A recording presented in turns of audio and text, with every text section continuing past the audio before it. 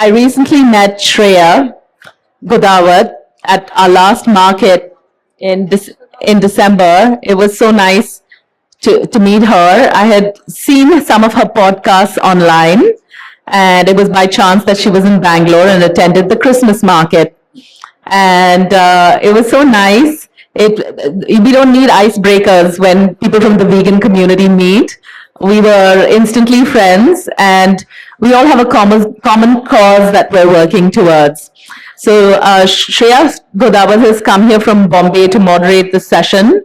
She's a sustainability and climate activist, and she's a podcast host of Sustainable Tea with Shreya, where she engages with changemakers and experts to inspire a kinder, greener, and more equitable world. She also serves as the India ambassador for Project Dandelion. She changes climate and the plant-based treaty, working at the intersection of sustainability, veganism, gender equity, and climate action. And am I right in saying you're not 30 yet? I'm not 30. She's not 30 yet. Yes, she. I know. That's an impressive resume. So excited to have you. Thanks. So over to you. She's going to introduce our panelists, and I'm one today.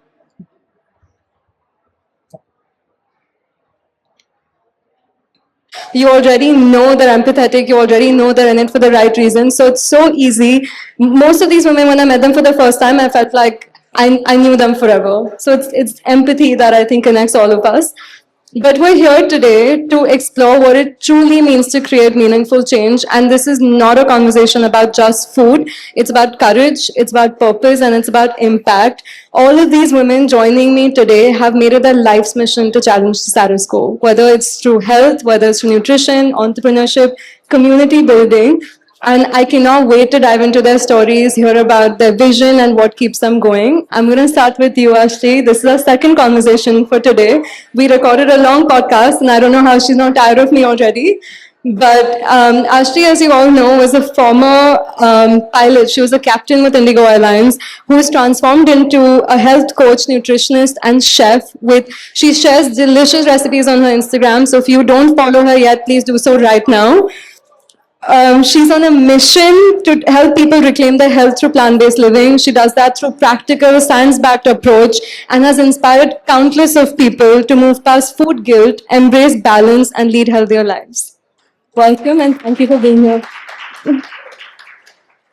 So Smita, I'll move on to you. You're a multi-passionate innovator in ethical entrepreneurship. You built India's first vegan restaurant and now you mentor brands to infuse purpose and compassion into their businesses. Your philosophy of joyful living shines through everything you create, from food to conscious businesses. Welcome and thank you for being here. Next up, we have Sarah Edwards. Sarah has created a unique space where plant-based food meets mindful movement. You've got a team cheering for you right there. Through Copper and Cloves in the studio, she's not just promoting sustainability, but fostering a community and healthier lifestyle that are rooted in intentionality, mindful living, and consciousness. Thank you, Sarah. Welcome. Last up, we have none other than our Namu. Founder of Namu recommends. The reason we're all here today, a huge round of applause. Look at what you've created. Thank you for bringing all of us together, and thank you for doing what you do. For those of you who don't know, Namu has built a career in empowering vegan businesses and showcasing plant-based living. As the founder of Kinkini Art Gallery and Namu Recommends Vegan Market, she's connecting people, businesses, provision of sustainability that is collaborative, that is accessible, practical, and inspiring. Thank you, Namu. Thank you for having us. I want to start off by asking all of you, being a change maker in any space is challenging, but especially in veganism, there's so much criticism, there's so much pushback, a lot of time there's hate. But for those of us who are sitting with the truth, it's even harder to keep going. What gives you the strength and courage to keep pushing the plant-based lifestyle and veganism in a world that sometimes feels like it's against it? I'll start off with you, Namu. That's it.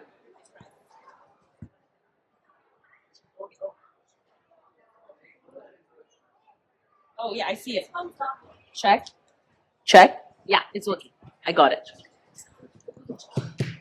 Yes.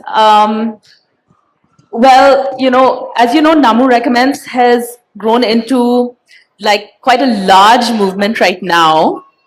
But it just takes one story to make me, even if I get feedback, good feedback from one person, it could be a stall owner, it could be a visitor, or someone who writes a DM on Instagram. Just one story and helping one person makes it worth it for me. You see? So, for example, my very first tiny market, which had only 13 stalls, there was a teenage girl and her mom. And they're from a family of 4, and only the girl was vegan. And the rest of the family were hardcore non-vegetarians. So, when she came to the market, she told her mom, "Mom, I've met my tribe." So that made me, she felt like she belonged. That made me feel really good. And so it's like small stories like this. Of course, there are other stories like, for example, the executive chef of the lounges and of the new T2, Terminal 2 of the Bengaluru airport, comes to our markets quite often. And to find out, he is not vegan himself, but he's an ally. He likes to make all of his restaurants vegan friendly. So he met one of our vendors, and it was One Good. He met Abhay selling his milk, and he picked One Good as the brand for all of the lounges and all of the cafes at the airport. So it's things like that makes it all worth it. Thank you. I love that. Love that so much. It's about planting seeds, as you said, even if it's one person. I think that's what's important, because I've come to realize that to build a vegan world, if we're ever going to get to that, it just starts with small changes. And the more seeds you plant, I think that will somehow bloom into a forest, hopefully. But the more people listen to it, listen to the conversations, even if it changes one person, the number of animals that they're going to save throughout the year, I think I just keep thinking about one person and the animals, and then that just keeps you going. What about you, Sarah? Yeah, I think similarly, so at Copper and Cloves, we don't really, our vegan ethos isn't our main branding. We try to keep it a little bit, we're trying to make it very inclusive for everyone, basically. So we always say that both vegans and non-vegetarians, and I think we're going to use that term hardcore non-vegetarians that comes up so much. So we often have families coming, and there'll be at least a couple of people there that will be like, so I'm a hardcore non-vegetarian, so what am I going to eat? And I always recommend the jackfruit tacos.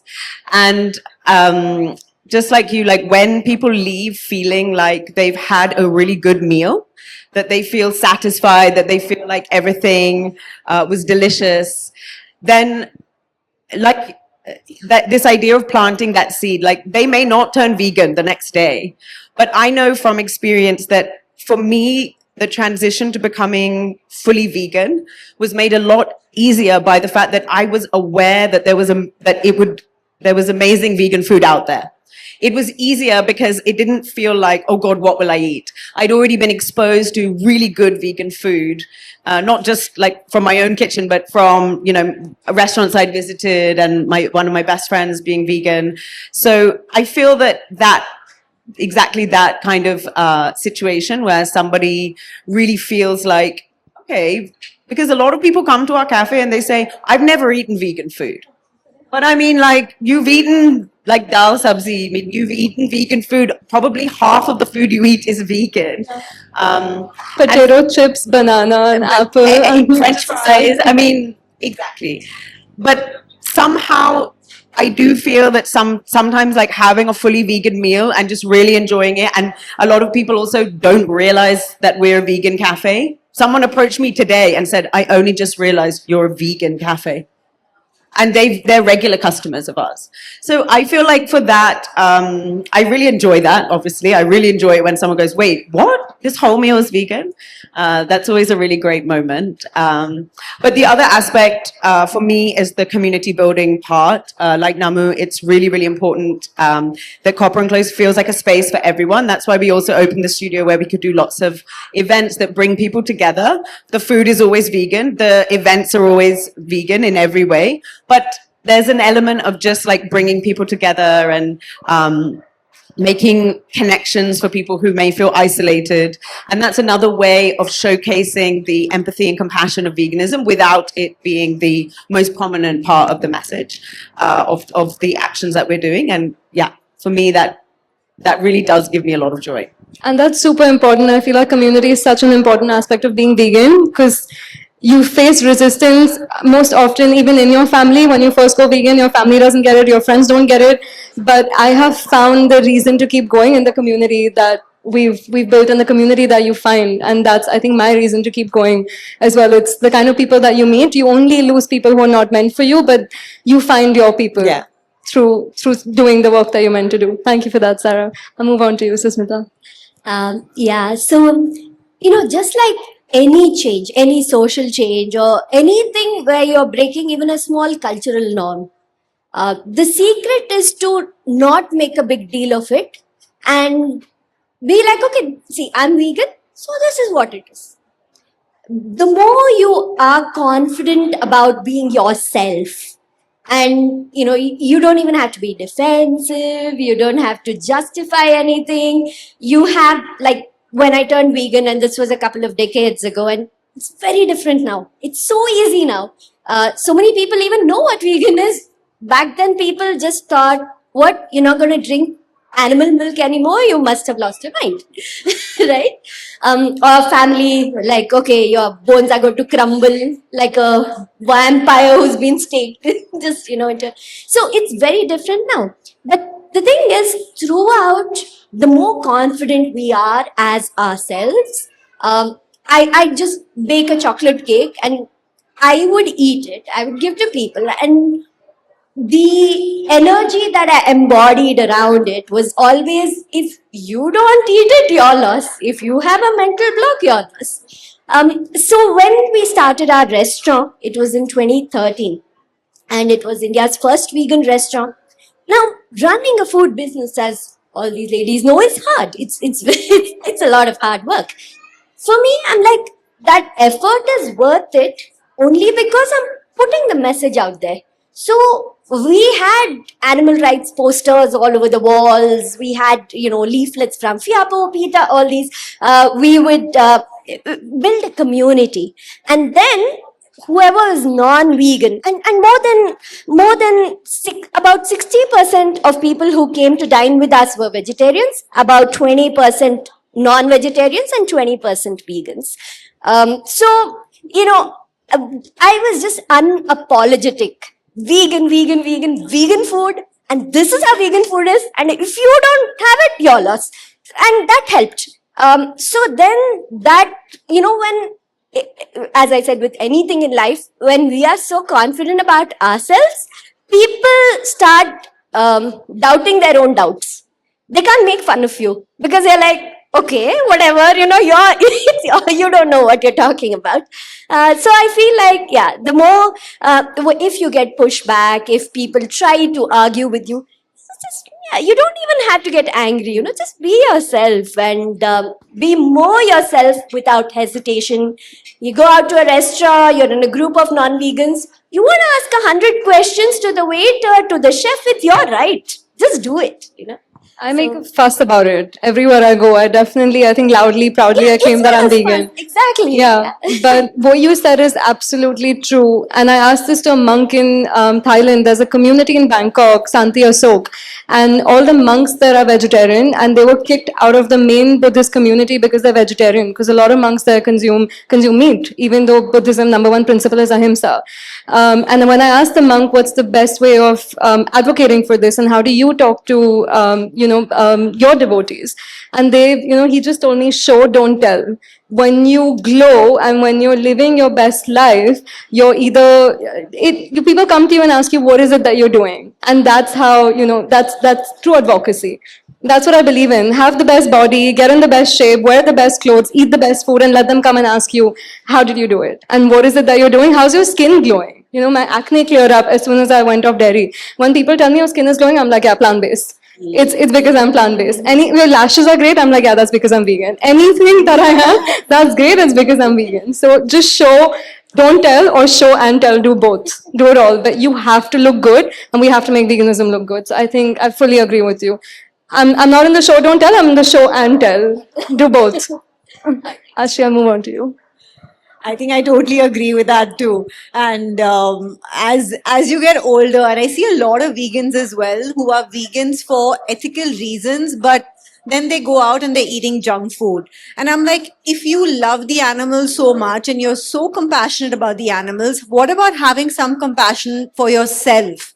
Like, why don't you take a little bit of time and eat some healthy food? Because you will be able to work better. You'll be able to advocate better for the animals. And that's why I think like we have to be like walking, talking role models for the vegan movement. And I totally agree with that. But back to your question about what keeps me going. I turned vegan for ethical reasons, and for me, it's always the animals that keep me going. It's a very weird feeling, but like for me, it's like I today, if someone told me that you have to eat meat or you'll die, I'd rather die because I'm not going back. But of course, we're in another space where we know that the plant-based diet is so much better for us and the planet, and it's healthy. And if you do it right, you can actually, live longer. So that is one of my, reasons for doing this. But the other thing is also food, like Sarah mentioned. Like I am a big foodie, and nobody could satisfy my taste buds once I turned vegan. So I had to learn how to cook. And that's what I did. And I realized that the only way to change people was to make them eat this delicious food. And then when they have that reaction and they're like, oh, this is vegan, then their mind opens up. Because not everyone gets the connection between animals and compassion and ethics, and that's fine, because we're not here to judge everyone. We're here to get everyone on this lifestyle in whatever way we can. So if I'm putting out a recipe and I'm sharing a recipe of a cake or anything, and it has, by chance, it doesn't have any animal ingredients, but it's delicious, I think that's going to open everyone's mind, and it's going to be like, oh, so if I can get the same taste without using animal products, then why not? So I think that's where I am right now, if that answers the question. It does. Thank you. We've all been non-vegans before. I was born vegetarian, so I wasn't born vegetarian, I was raised vegetarian. So I definitely consumed a lot of dairy. I wore leather. I bought down jacket. My winter clothing was animal-based. And I remember we've either made fun of vegans, we've either said we're never going to do it. I couldn't imagine life without dairy. So having been on that side where we've been non-vegans, and now coming on this side where our ethics are aligned, and whether we're doing it for health, animals, or the planet, is there a message you have for the non-vegans or the younger version of yourself that was non-vegan? What would you like to tell them?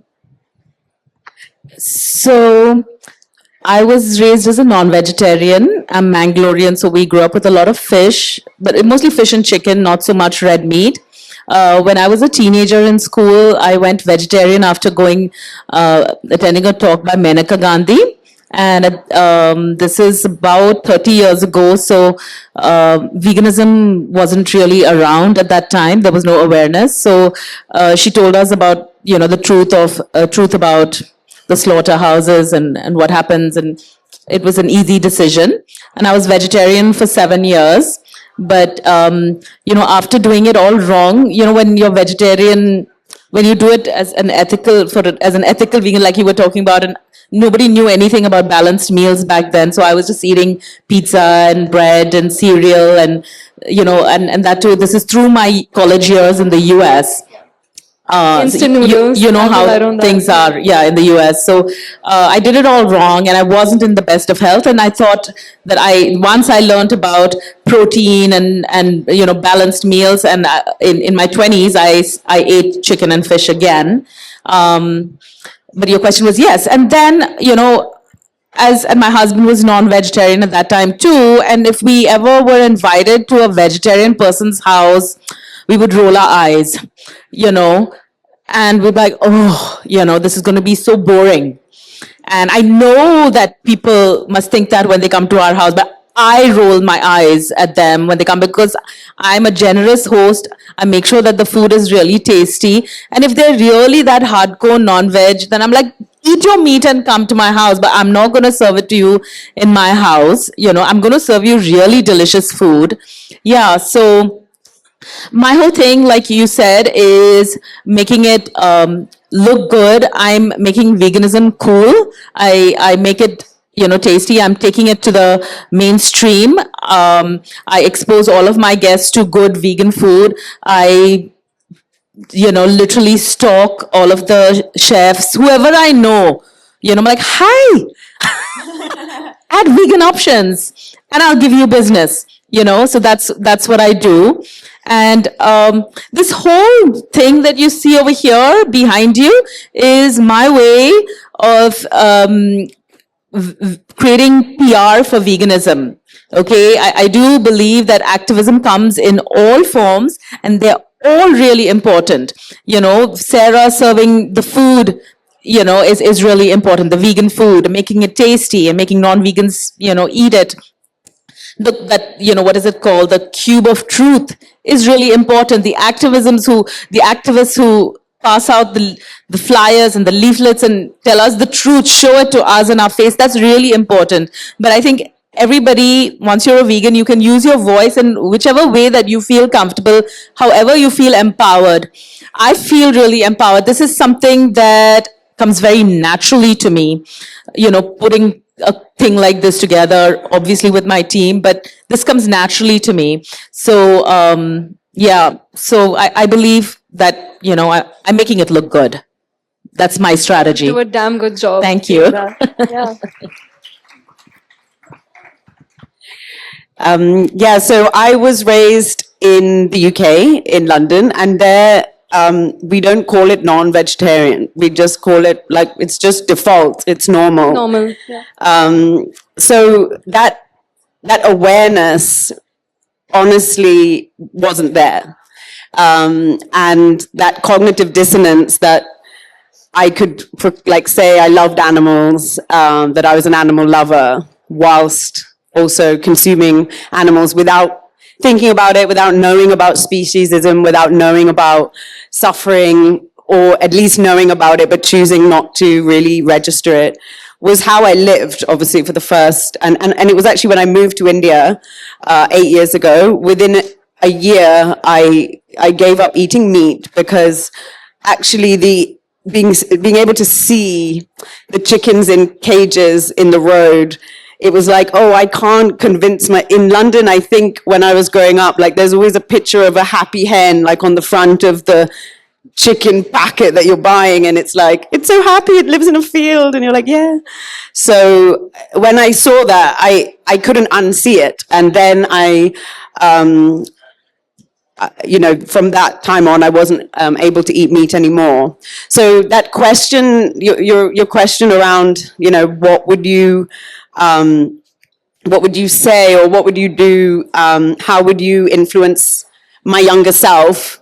Definitely, even though it's not the kind of advocacy that how I choose to show up as a vegan, I really do, like you said, believe that exposure, and really when at the right moment, you can really help someone to suddenly see the truth. I think it's so easy to completely occlude the reality of the situation of slaughterhouses, of the pain of industrial farming and just live in a bubble.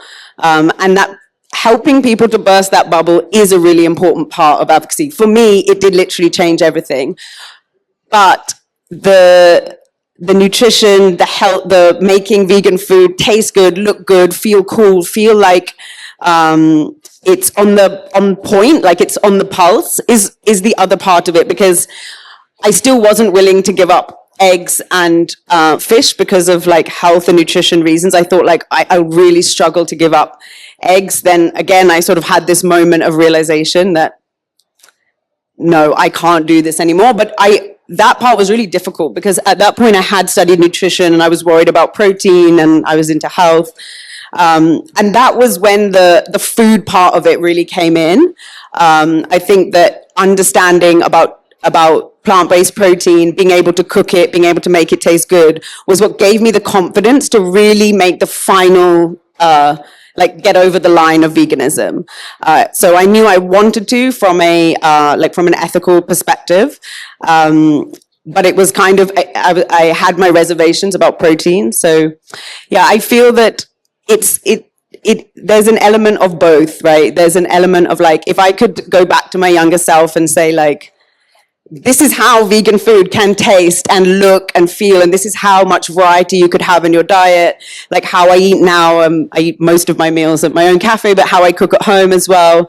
Like, it's easy. It doesn't feel like a hardship. It doesn't feel like, as a foodie that I'm suffering or that I'm missing out. But also that reality check, the bubble that meat eaters live in, like, it does have to be burst sometimes, but it can be done gently. So yeah. You're right about the bubble and the cognitive dissonance, especially because we all say we love animals. Everyone, when there's a dog that's being abused, you see they're enraged all over social media, but at the same time, they are the ones eating other animals. So there's that cognitive dissonance. When we say that we love animals, it usually means like our pets, dogs and cats. Yeah. So Dr. Melanie Joy's book was so powerful, Why We Love Dogs, Eat Pigs and Wear Cows. The lack of disgust, it's not that we don't have empathy, it's just that there's disgust missing when we eat other animals. But when you think of eating a dog or a cat, there's that connection. Yeah. So just social conditioning that we need to get over and understand that to align with our ethics, when we say we love animals, it means all animals. Exactly. And that's why it's so important to have compassion for non-vegans, because I don't think I don't think any of us were walking around being like, I don't care, I'll just, I don't care about suffering and I would kill that animal myself, like whatever. No one was like that. It was just cognitive dissonance. It was a complete lack of like connection of, if you saw a baby cow, you would never go, and your instinct would never be to just go and like kill it. It would always be to like pet it. Yeah. But you're somehow, and it's largely through social conditioning and advertising and marketing, like the meat industry is like feeding us this idea that act of killing that animal isn't connected, but it is, obviously. And I think anything that can be done to make someone aware of that without calling them evil and shaming them is the right way to go about it. And I think as activists, it's important to use your judgment in the moment to know, is now the time to throw facts, or is now the time to, give someone a delicious taco? You have to judge each situation as it's a unique context. It might be context, it might be the person, it might be how you're feeling that day, but there's different ways of doing it, and each person can kind of show up in each situation differently. There's a fantastic new documentary. It's called I Could Never Go Vegan. It's just come out. And there's a scene in that documentary where there's a couple ordering food at a restaurant and they order chicken nuggets and they get a live chicken. And they're asked to slaughter the chicken, and of course, they're not able to do it. So I highly recommend watching that documentary. Because if most people had to kill their own food, they wouldn't do it. Yeah. On to you. So I grew up a vegetarian and I loved milk. I mean, not just dairy in general, but it's kind of pukish to talk about it now, but I would drink plain, unsweetened, glugged down milk, So then Every mother's dream. Literally, if you didn't eat Bonvita or Horlicks mixed into it. I wasn't even like that as a kid. When I grew up, somebody said your hair is going to grow very well if you have if you have milk. So then every night I'd drink a glass of milk and go to sleep. And then we all know, it has casomorphins. You get addicted to it. So it's like pure addiction. And I got addicted to it. So then when my husband went vegan first, and I thought, who is this person I've just married? And I kept trying to bring him back. I thought it's a phase. There's no way. Who's going to live without milk? It's deprivation. So I would bake some cake. I wasn't even a good baker back then, but I'd bake it and try to tempt him. But he stuck to it very strongly. And he would never lose the opportunity. If I picked up a big glass of milk, we were in the US then, so in India, we'd have the milk where you'd have to boil, whatever. There you get that full fat milk, in the big cartons. You just pour it and drink. And every time I reached for a glass, he'd be like, do you know how many million pus cells are in that glass of milk? And I'm like, oh, I thought he was just kidding. But then he was insistent enough to just stick to him being vegan that I got curious. And then once you get curious, you find out about the cruelties in the dairy industry. And I was horrified. And this is in a country like India where we're watching cows going up and down the street with the honking and the baby being tied away. We see all of it, but so much dissonance, So, when I found out about it, and I'll admit I'm not even a typical animal lover. I don't go like, doggy, pet them, and none of that. So you don't need to be an animal lover to be vegan. You just should realize you don't have to be a jerk to them. That's it, right? So then I went vegan for animal rights, and back then there wasn't much knowledge about the environmental benefits, the health benefits, all these things. I just started getting healthier, and I'm like, oh, how did I get healthier? And it was a year later that I found out that milk is directly related to respiratory illnesses, formation of phlegm and things like that. And I was like, so much, I'd fall sick every 3 weeks, 4 weeks, and that just stopped. And I'm like, oh, bonus. And then I've been into Reiki meditation and all that since my teenage years. So then after I went vegan, I could meditate better. I felt better energy levels and, spiritually also. Everything I later, in hindsight, I started realizing everything connects back to going vegan. So then I have to admit, I went vegan for the animals, but I stayed vegan for purely selfish reasons. It's amazing. It's changed every aspect of my life. I became a chef because I turned vegan. All these dairy alternatives, all these familiar ingredients, you can make curds with peanuts. It was just mind blowing to me. I ran a vegan restaurant because I don't think I would have been a restaurateur if I hadn't gone vegan. Every part of my life, in multiple ways, it changed. It also opened up my mind because all your life you're told milk is good for you, calcium, milk is good for you. So then you believe your parents, your grandparents, whoever, you believe what they tell you. And then when you figure out that this is poison, and then they've been feeding it to you out of love, you start questioning. You're like, okay, if I believed this lie all my life, what other lies are there? I'm like, yes. So then it helped me become, again, more confident, questioning social norms. I can even say I'm a feminist only because I turned vegan. I don't even think that exists. It's not, I have to be compassionate. But also the hard truth is you can't be a feminist and then not be vegan, because it's the use of the female body in whether it's the egg industry, the dairy industry. It's terrible.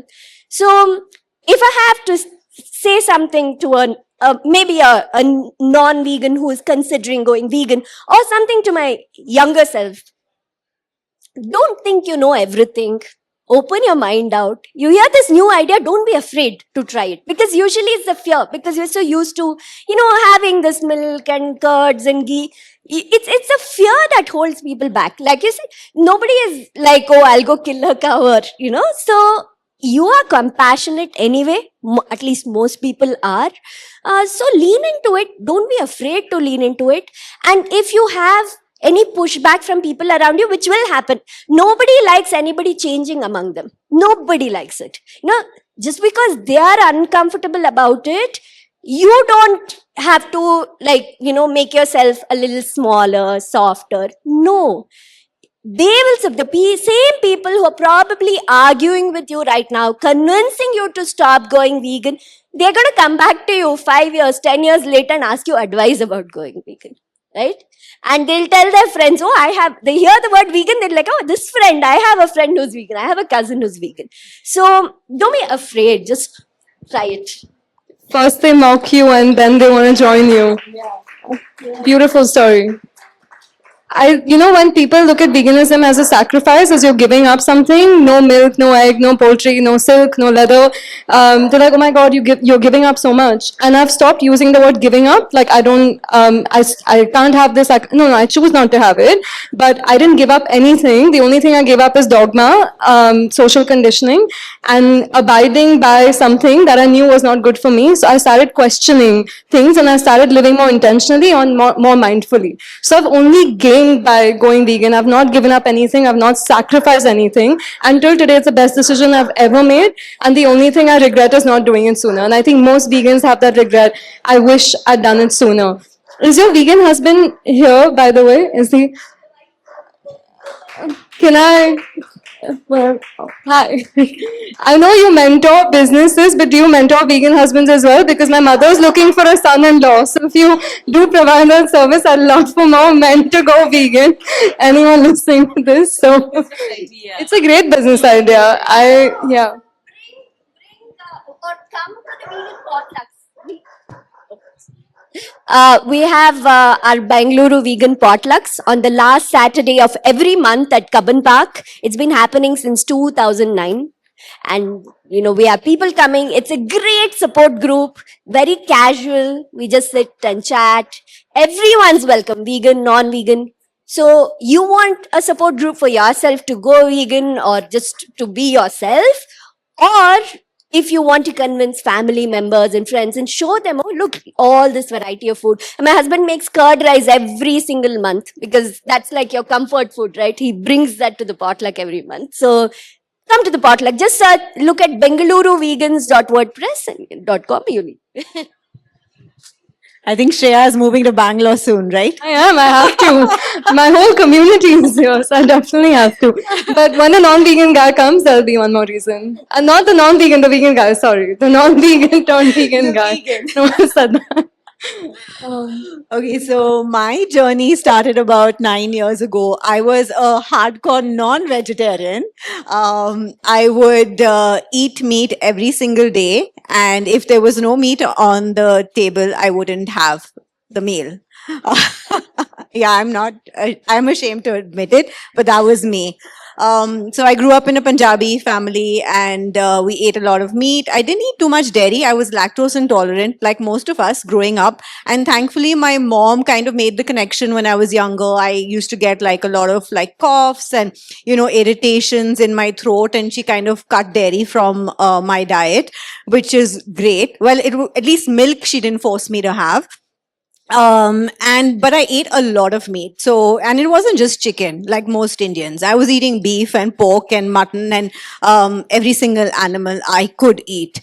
And, 8 years ago, it was, it just happened. Like I didn't even know anyone who was vegan at that time. There was, one friend I knew who was vegan and I'd never heard of the term. She came home for lunch one day and I was asking her like, how can you, because I really loved beef. And I was like, how can you give up beef? Like, I could maybe turn vegan, but like, how can you stop beef? And she looks at me and she's like, have you ever looked into the eyes of a cow? And I'm like, no, why would I look into the eyes of a cow? And that was that conversation. In the evening, I open up my laptop and there's a PETA video waiting for me on YouTube, of course. And it's an 8-minute video talking about one girl's journey to vegan. And it basically was literally me, who was this girl who claimed to love animals. And at that time, I was volunteering at an animal shelter. I was going every week and walking these dogs and bathing them. And at the same time, I was coming home every single day and eating my mutton and chicken and a beef and pork. And I just never made the connection because there was so much cognitive dissonance. And that video kind of highlighted that to me.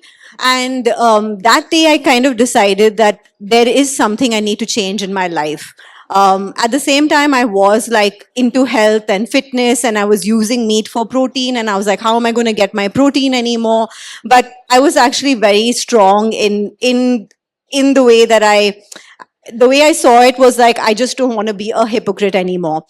But I didn't do it overnight. It took me 6 to 8 months to turn vegan. I learned a lot in that journey. I watched every single documentary out there. I did a few plant-based courses. I would eat seafood once a week. That was my cheat meal. Because again, for some reason, I didn't make the connection with seafood and I thought they weren't sentient. And that's what a lot of people do, right? Like you can make the connection with bigger animals like cows and goats. But with seafood, you're like, no, they don't feel anything or, they don't matter. But at some point, I had to face the reality that they were also sentient and I had to make this decision. So it took me 6 months. And I think over the course of those 6 months, I also realized that how it is the best diet for my health. At that time, I was flying. I was a pilot with Indigo Airlines, and I had my medical every 6 months. And they used to measure my hemoglobin, cholesterol levels, everything.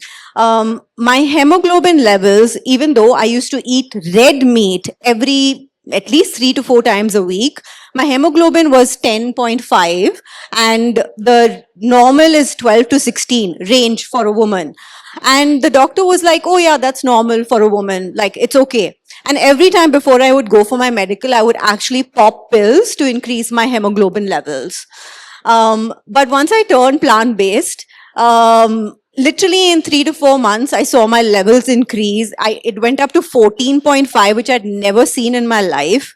And so all of these small things kind of just gave me the sign that this is the best thing, not just for the animals, but also for my health and for the planet. So what was the question? I totally forgot the question. It was more about what would you tell your non-vegan self or to any non-vegans listening, because we've been on that side where we thought we could never do it. So for anyone sitting maybe on the fence, people who are on the edge, I want to do it, but I don't think I could ever do it because obviously our perspectives have changed. We've shifted the way we thought. I don't know, actually. I don't know what I would tell my younger self because maybe I was just not ready at that time. I think we have to also be ready. And maybe I wouldn't have been such a strong advocate for this lifestyle if I hadn't gone through what I had gone through then. So I wouldn't change anything that happened in my life. But to a non-vegan, I would just make them some delicious food and be like, come home and eat my food. That's all. Thank you. My last question to all of you, it's multi-pronged, but I'll ask you this before we open up to Q&A. I want to talk about advocacy in the vegan space because it can be especially draining. There's a lot of infighting within the vegan community. I've been guilty of that. I know we're stronger together. I know we're going to be able to achieve a lot more if we collaborate and work with each other. But there's so many times when other vegans also don't find other vegans' definition of veganism correct. They don't find their form of advocacy correct. Some of us will spend so much time hating on other vegans, being like, oh, but you use leather, you do that. I think there are some of us who are already on the right side and we should be spending our time and energy maybe trying to get other people into the movement. But the pressure of doing advocacy in this space, whether that's the emotional toll of watching animal videos, like videos of animal suffering, or whether that's the pressure of constantly having to explain your choices, or knowing that you know the truth and you want to scream as loud as you can, getting other people to see the truth. what is the best way of doing advocacy in this space? What has been the most effective strategies according to you in the years of work that you've done in this space? And how can each of us use the platform that we have, the space that we work in, and our superpowers more than anything else? Because I've seen the Wheel of Climate Ikigai. It is what you love doing, the climate Ikigai. So it's the Ikigai, but we use that in the climate space as to the work that you love doing, the work that requires, the work that needs to be done, and what can make you money at the same time. So I think what is necessary, what you love doing, and what can make you money all at the same time. So I think of that as where's your superpower, and that's somewhere in the middle.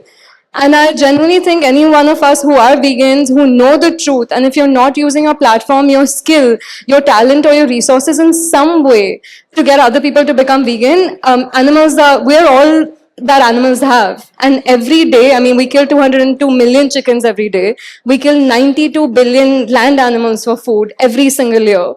I think that's what drives me, that I know I have to keep talking about it, whether that reaches one person or 5 people. And which is why I know advocacy is super important. Talking about this is super important, or even using your talents, it's all we can do. So what is the most effective form of advocacy, and how can more vegans channelize their superpowers and create change? Well, I touched upon this in your previous question, actually. But one change that I've been through, I would say maybe 10 or 15 years ago, I was more black and white or extreme in my views. You were either on my side, and if you were not on my side, I didn't really want to talk to you. I couldn't really have a healthy conversation about the topic, you know, that we're disagreeing about. And as I've grown older, I've realized that if you want to create change, you have to expose yourself to the other side, as in you have to surround yourself with those people, and they should know where you stand, and you may disagree, but continue to have that conversation, and then maybe after a few years, the penny will drop. Okay, and this is because actually years ago I had, someone in my kid's parent community, and she was, a big meat eater, but she was very, very passionate about recycling. And she would just go on and on and on about that. And if there was a birthday party, she'd be like, no, don't do those gifts, and no plastic, and no this. And eventually, we did this joint birthday party with her daughter and my daughter, and it was a zero waste party. I'm the most unpopular mom, for sure, in the class. But, after she just went on and on, the penny dropped with me, just one person. So I feel like for, advocacy, we just have to keep going on and on and on in whichever language that we speak, or whichever form of communication. Yours is a podcast. Ashti is talking about health and recipes. Hers is a restaurant, and Sushmita has a podcast as well. Mine is the vegan market. So just keep, and as you can see, my first market had 13 stalls, the second had 25, the next had 50, the next had 100, now we're at 120 with panels. We have a festival. So just keep going on is the first thing. Just keep going. And then, interact with the other side. Don't alienate yourself. Of course, one of the biggest advantages, I would say, apart from like my health and everything aligning now, with my views, is the friends that this vegan movement has brought to me. I would say for me is up there. The community, I've made some very, very close friends. But yeah, that would be pretty much it. Going outside the echo chamber. Yes. Yeah. You have to be on the other side and then complain about the lack of vegan options. Yeah. I mean, there's only so much I can do. I don't think I can really go to a steakhouse where it's really, but I will go to a non-vegan's house and convince them to make me some vegan food and, have the conversation with the other side and, don't hate them. You were there once. And, yeah. Yeah, because I used to guilt and shame people. I used to be angry, and now I've realized that if I want their buy-in, I have to be nice, even if I don't want to. I have to be nice. Yeah, I think it's a long process, and we have to be really patient, but use the voice that you have and that you're comfortable with. Ikigai, fortunately, has come very naturally to me over the years. So every venture, I've been channeling my Ikigai. So this is very much in alignment with all of those things that you said. The world needs it. It can, bring people together. I'm good at it and it can make some money, Yeah. Thank you. Agree with that. Thank you. Yeah, I think for me, the food, the cooking part had come naturally. And when I realized that I was like a pretty good plant-based chef and that I could make food taste good, the convincing people that this is a good way to eat, that this isn't a restriction, this isn't about lack, like you mentioned earlier, was the initial way that I did advocacy. And like, even for example, before I had my restaurant during the pandemic, through a common photographer that was working with both of us, I think Nikhil mentioned this on the panel yesterday, but I just reached out to him and was like, I hear you've just started a vegan pizza range. Do you want to collaborate? Like I can, because I tried it and it was like, as he said, his earliest products were a little bit in development. I was like, maybe I can help, like make it like a thing. And reaching out and making that happen. And that's still then like kind of a lot of people who are not vegan will still like have that pizza. So I think that for me, initially, it was food. It was just sharing the skills I'd learned in making vegan food taste good. But as you said earlier, Susmita, like getting more confidence that being vegan is my identity. I don't need to hide it. And I also, similarly to you, Ashti, like I found that I was getting healthier and stronger, and all my own reservations around losing muscle mass, not being able to lift as heavy. If I gave up, my final over the line was also eggs and seafood. I was very concerned about that, but I did it anyway. And then much to my great pleasant surprise that I actually got stronger. I'm stronger now. I can lift heavier now than I could 10 years ago when I was both non-vegan and 10 years younger than I am now. So I'm pretty like vocal about that now in my gym, because when we are lifting, everyone is panicking about protein. Like I feel that, when a conversation comes up like about protein, which it does all the time when you're vegan, as I'm sure all the vegans in the room are aware and have experienced that, where are you going to get your protein? What's going to happen? That is the time like when I choose to speak up and just subtly, but like quite firmly be clear about how I am still able to build muscle and lift, and I meet my protein goals, and not by being obsessed with protein, but just eating really well and a really good balanced diet. And the same, like, the calcium question, all these things that come up can be like, people don't realize it, but that is your invitation for advocacy. It's them that's opened up the conversation. So that is the chance to throw a fact or to be really firm and confident in your decision. And I think living your best life and showcasing that. And to me, I think we were talking about this earlier. I was not someone that was on social media before I started this business. I wasn't a natural social media update about my life to my family and friends. And that's one of the things I find the hardest now, is like regular posting, creating content. To me, that's quite difficult compared to showing up each day at my business, which I love. But the thing that keeps me going is like, I can't just be quiet about this. Like, I do want to show people that I became vegan not for health reasons, but my health has flourished since I became vegan. And I am living a full life. Like, whatever anyone says about veganism being some kind of lack or loss in your life, I would just invite them to look at like the friendships we've made, the businesses we've started, the communities that we've founded and that we are like a big part of, and tell me, where is the loss? Like, where is the lack in that? So yeah, that's... I love what you said about content creation as well, because I was so scared of the camera. Yeah, you I were used to be saying. a fintech founder. I'd never done content and never been in front of a camera. So when I started the podcast, everyone discouraged me from doing it. People told me I'll do 1 episode, 2 episodes, I'll quit, I'll get 5 views, no one's going to listen to you, no one cares about veganism. We won Podcaster of the Year last year, as in all podcast categories. Thank you. We've hit 15 million views overall on the channel. So I know there's a market. It's not 5 people, it's 15 million people. So I know we're reaching non-vegans.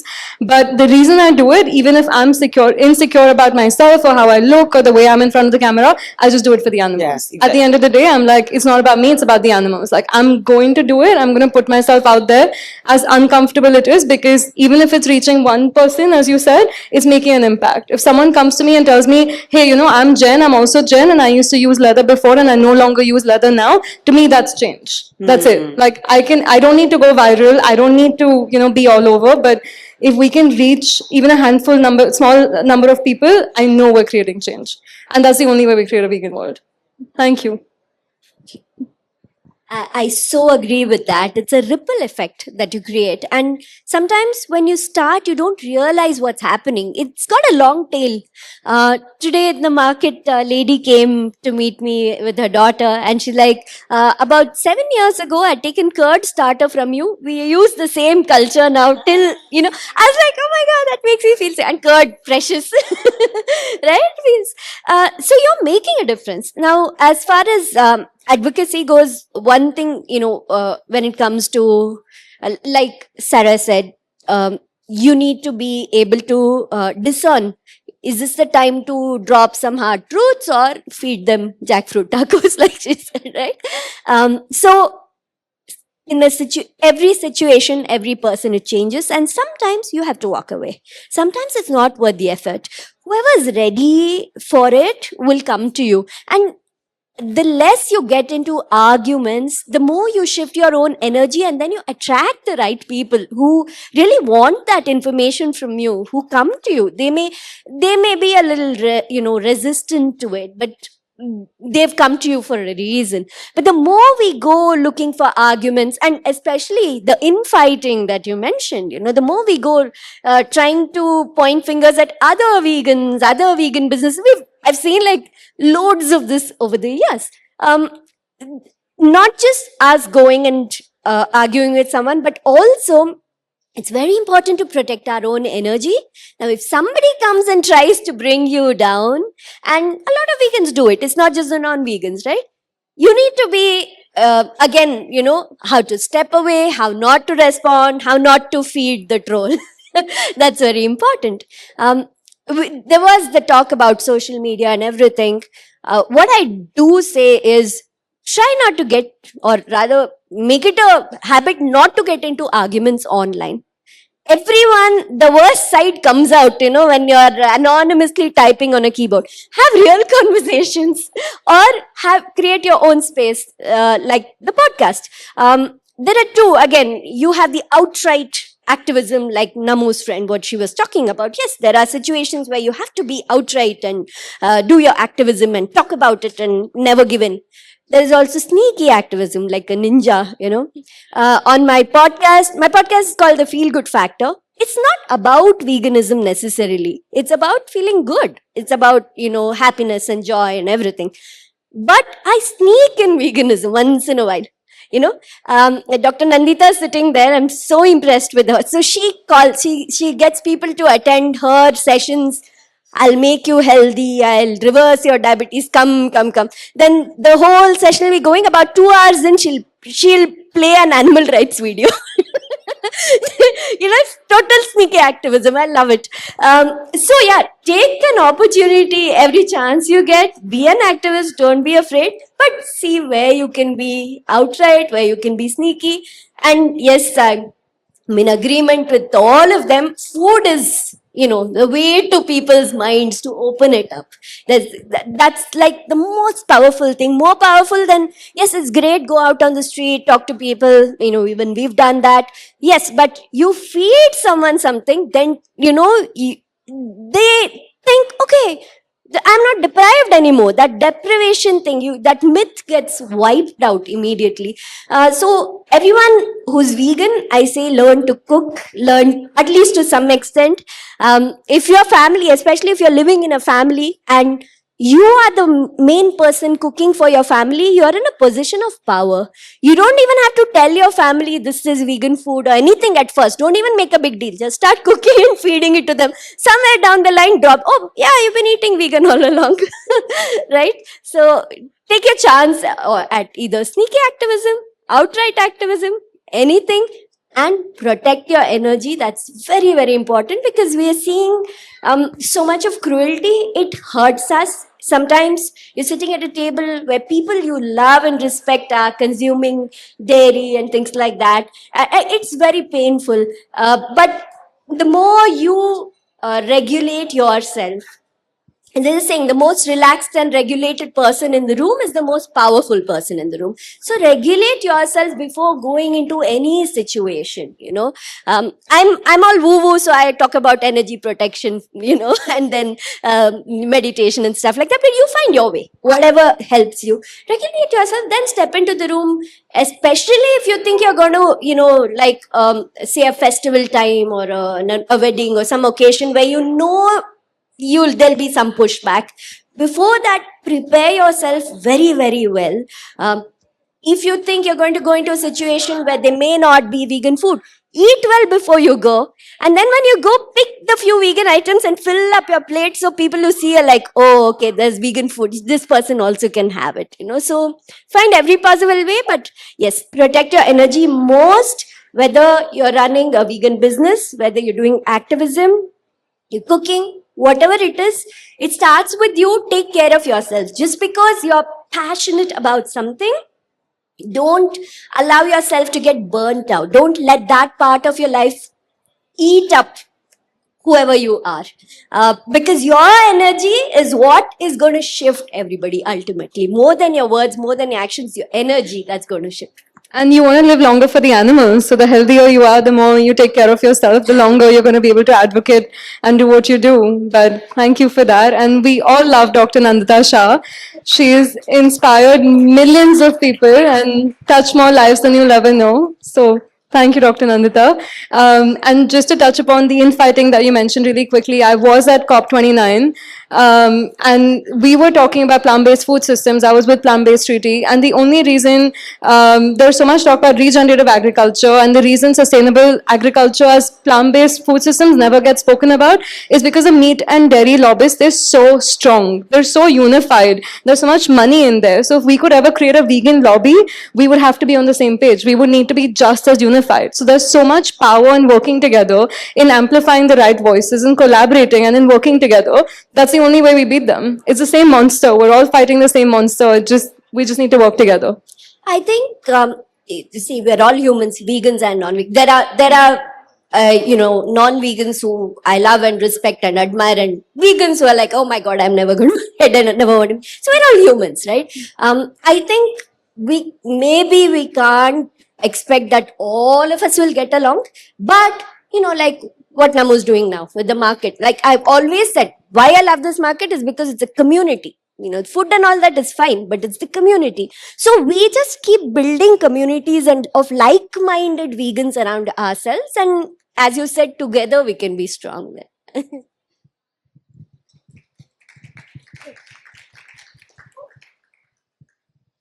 Yeah, I think all of you touched on like everything that I wanted to say.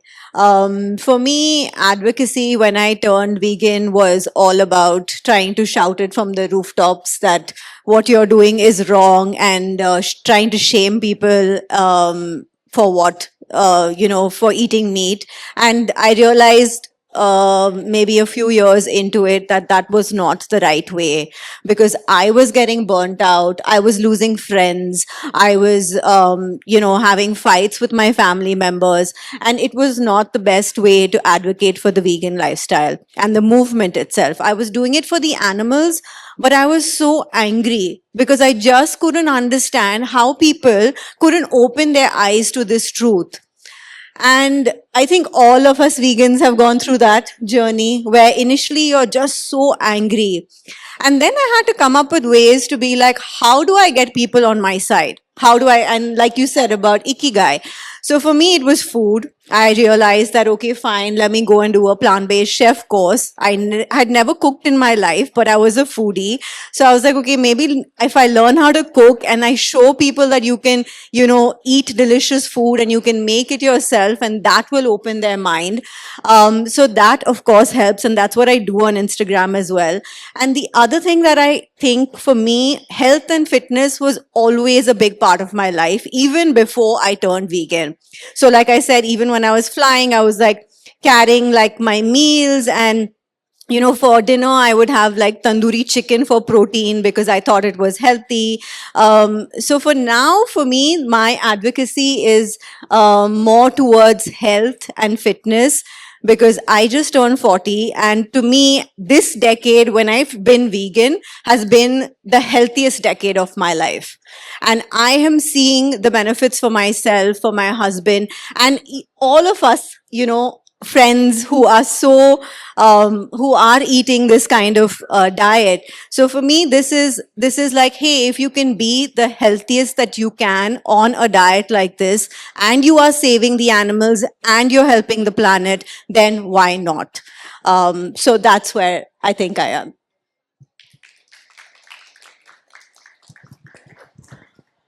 I think we can take questions from the audience if anyone has any. Ranbir?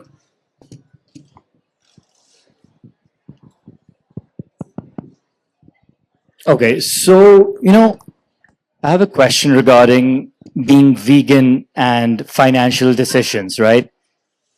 A lot of people work in industries which don't involve anything. Somebody's working in a bank, someone's working in any sector. Now you come to the food industry, because I'm in that's easy for me to ask. You turn vegan overnight. Your businesses are not vegan, right? It takes time to understand that to make money, you still have to continue running those businesses. You keep going down that path. Slowly, you get to change, you get to convert parts of your menu, increase the vegan options. Then you come to a point of saying, okay, do I consult, or I've stopped taking consultations of restaurants, for example. Somebody asked me, will you consult my restaurant? Sure, it's a non-vegetarian restaurant, but I get to include 20 vegan dishes, which may have been only 2. But there's a financial decision. I'm making money of a restaurant which is not vegan. Now, this could be in any business. It could be in fashion. It could be in anything. For me, it's one thing. There's another chef I know, a lady, who came to me that day to talk. She's like, Ranbir, I'm working in this restaurant that's not vegan, but I get a lot of shame and guilt because I'm vegan, but I'm still cooking meat in this restaurant, but I do it for financial decisions. Where do we draw a line, and how do you, not draw a line, I think it's everyone's individual reasons, but I see a lot of guilt come into this, of making financial decisions and still trying to live a vegan life. So what are your thoughts on that? Anyone can take this. I can answer this one. Please. I think as a vegan, we have to realize that there's no vegan police. Nobody's going to come and be like, hey, you're not vegan enough. We are already doing the best we can by being vegan. And if you have a business which has non-vegan products and it's going to take you some time to transition to a vegan menu, I think that's completely fine. That is just the transition process that you're going to take. It's the same for any other business. Like for me, when I was flying, when I turned vegan, people are messaging me and saying, oh, you fly a plane and you're vegan. And I'm like, okay, I get that. But do you understand that there are passengers who pay for that? It's not that I am just a driver, right? There is a demand for it. So while I can stop flying, there will still be someone else who replaces me. And for a long time, it was in my mind, and it was this conundrum, like, yeah, I'm flying a plane and I'm adding to, the carbon emissions and greenhouse gases and whatever. But for a long time, I couldn't stop flying. I couldn't. And that's just the reality of it. And today, when I can and I am doing something else, I'm able to, like, my ethics, my values, my actions are all aligned. But it can take some time, and that's okay. And don't let anybody shame you for it. That's what I think. I'd also like to say something. Yeah. So it is a very individual choice. For example, is it, I don't know, let me ask Karthik, the one in New York, is it 1 Madison Avenue? That 11 Madison, yeah. Avenue. Have you heard of you, right? So Michelin star, things were going great. Guy turned vegan, turned the whole business vegan. Still going great, still Michelin star, right? So there's a possibility of doing the overnight shift if you choose to go by it. There's also, like Ashti said, it can be a process. Nobody is perfect. None of us is perfect, right? But the only thing to remember is not to use that as an excuse to keep slipping back. If you have the opportunity to make more changes, if you have, if say your friend who's the chef, who's cooking, who's a vegan but cooking in a non-vegan, if that person has, if she has the opportunity to work at a vegan place with just earning just as well, of course she'd, yeah, there we go. Better being there because she wants to make a change from the inside. Fair enough. No, I'm, That's her her, okay, reasoning. Okay, dilemma of financial versus ethics and moral comes Yeah. up with conversation. yes. And so it's all about, we're trying to do the best we can, and honestly try to do the best you can. If there is an opportunity to make a difference, in a better way, do it in alignment with your ethics. Because even mentally, emotionally, it doesn't feel good if you are a vegan and then you are actually directly contributing. It's not good. So it's actually brave of her to say that, okay, I'm going to turn the menu slowly vegan from inside, because she's going through something very difficult to be able to do that, right? But as long as somebody doesn't use that financial thing as an excuse to just keep, promoting non-vegan stuff, that's all. We just need to, so there's no vegan police, there are vegan police. My husband and I were laughing at each other.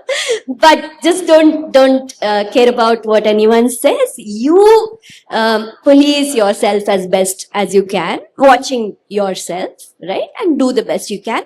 And yes, be careful about, how you use the word vegan though. That also matters, right? Say, for example, somebody is vegan in terms of food, but their business is leather. They need to call themselves plant-based, because if you're selling leather, that way, just be respectful of it, because it's a very hard-earned, people had to fight to get that label so that there's some clarity. It's not about being great, it's about clarity what vegan is. So as long as that is clear, I believe it's okay too. And in today's world, there are many opportunities. So it's changing. It's getting better for the vegans in terms of finances too. I mean, I think shame and guilt towards oneself is toxic, and it's something that everybody, that nobody deserves. I mean, we have to both move towards living in alignment, and constantly shaming ourselves isn't the vehicle to do that. Actually, allowing ourselves to just to really lean into our values and think about how things make us feel is, for me anyway, what enabled me to finally take those final decisions to become fully vegan. It was all about alignment, right? It was like, I want to keep eating eggs and seafood, but it feels so wrong at this point that I would rather be weak and less healthy than to live with this kind of feeling. But purposefully kind of guilting and shaming ourselves isn't helpful. And I think I struggle with this because I am vegan and I have a vegan business, and I have become vegan in the sense of, leather and what I wear and everything. But my dog and my cat aren't vegan. So I rescued those animals. I didn't buy them from a breeder, but they're not vegan. So sometimes I mean, this is a genuine dilemma that I face, and I would love thoughts on this, because sometimes I feel like then that's still speciesism, right? I'm still purchasing meat products, which I can't even, like, I dread to think about the dog and cat food industry, meat industry. But, you know, for various reasons, we haven't transitioned them like to a vegan diet, because I don't know how to. And that's something which I personally really struggle with. And I think that's why this like moral dilemma question is very interesting. It's not just financial. It's actually true of a lot of us who are vegan, but actually there is that one little thing in our lives. It might be financial. It might be our pets and what we feed them. It might be, yeah, certain other lifestyle choices, buying a car and whatever, like things that we miss or things that we're not yet ready to transition. It's not going to help anyone or the animals or the movement to sit there and sit in our own shame and you know, I think actually this is where we have to come together. I think that's why your question is so good. Like, throw it out there. Like, we're all struggling with this. And so if we can all come together and recognize none of us are perfect vegans, there is no vegan police, there is no such thing as a perfect way to live, but being open and honest about it and not being the one to cast the first stone. I'm getting my metaphors mixed, but you know, like it's, you know, I've had people pick me up in my own cafe because I accidentally used the word "it" to describe a dog. And it was like, oh God, I'm so sorry. And then, you know, you end up in this kind of defensive thing about who is the best vegan. And I think, as we've discussed, we have to come together and be honest about the dilemmas that we face, and none of us are perfect. And we shouldn't sit in our own shame and try to hide it. We should actually share it, which is why I think it's such an important question. Just something small to add. I think that expanding your community is going to really help you. Reach out to all the vegan professionals in the food industry and build that community. And just by doing that, it'll help you with your transition in a very organic way. So there may not be too many in Goa or wherever it is, you know. So reach out to everybody, you know, via Sarah. Everybody in the food industry, you know, Sarah will connect you to the next. And by sort of building that community, it's going to lead to something. And it'll help you with transitions, and it will help you with business as well. He is, it's his friend. No, transitioning your work. Yeah. Yes. Some families getting money out of it, you can't do it. So there are reasons why you also don't, you pick and choose your battles, right? And you do Yes. what you can. So, yeah, I guess I think it's about, community is the answer for so much. right. No, it's exactly Yeah. like she said about pets. For example, we feed 700 animals a day, twice a day, right? But we do feed them the leftover scrap of chicken, which is bought. Now, Right. that is a moral dilemma. But I'd rather feed 700 animals than not. So this keeps lying there. Yeah. Just to add to the family business side of things, because I struggled with that, and I've made peace with it, saying it, I look at it as redistribution of wealth. If I can take from one source that's non-vegan, because where are vegans going to put in their money? In vegan businesses. And if you look at where I spend my money, it's literally on just vegan businesses. So there's this whole stigma around vegans wanting to make money and vegans like being rich as well. But I think vegans should be rich. Like, vegans should make money, because we're only going to fund and invest in a vegan world. So I don't think there should be any shame around that. So yeah, I just look at it as redistribution of wealth. I wouldn't promote a non-vegan business, but if there's money coming in from that, I just look at it as redistribution into a vegan business, because I'm not buying anything that's non-vegan. So I think that's how I would just make peace with it, because you do need financial sustainability to be able to do what we do as well, and it's just going to make us better advocates. And let's be honest, a lot of vegan businesses don't have the money. If I just decide I only want to work with vegan businesses, they are small. So a way that I can work with them for free is maybe by working with other non-vegan businesses and making sure I'm just promoting and amplifying the right businesses, if that helps. Maybe one last question before we end. If anyone else has a question, we could take one last question. Yeah? Because feeding animals and other animals is like treachery. Like feeding a pig pork.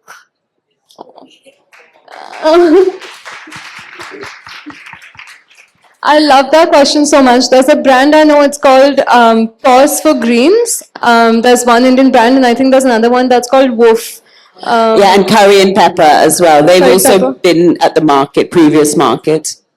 It's supplements and treats, vegan treats.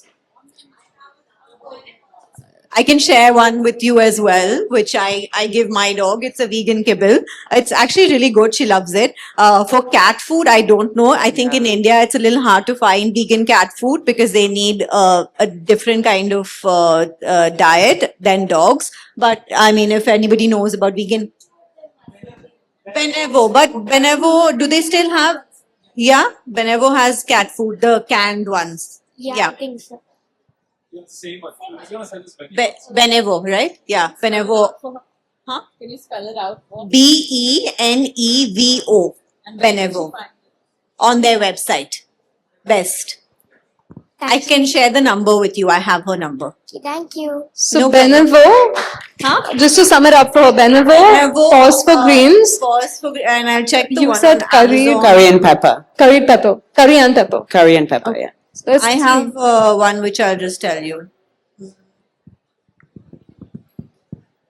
I know dogs Wait, can be what's the omnivores. I brand wasn't sure that we about give Lola? cats. Yeah, I'm not sure about cats. I know dogs can definitely thrive. The dogs can thrive on a plant-based On diet. Amazon. I know a lot of dogs who are vegan. There's another one, Woof, something I can't remember the name of that. But we can maybe send a few to you. But I know dogs can definitely be plant-based. Cats, I'm not an expert in cats. Sorry, if I may, even with dogs, because this is information that you guys might implement, I think it's important to note that even with dogs, it's important to transition them slowly because they've built it up over years, especially if they're like 10 years old and stuff like that. That's important to know. So consult your vet. Obviously, don't go do any of this on your own. So that's all. Yeah, and most vets will not be on board with this decision. So please consult a vegan vet. I also don't understand that, like when you are saving some animals and then they are not vegan, the vets who aren't vegan, I don't get that. But I think we have Curry and Pepper, who is a nutritionist, Dog a canine nutritionist, and she helps dogs go plant-based and vegan.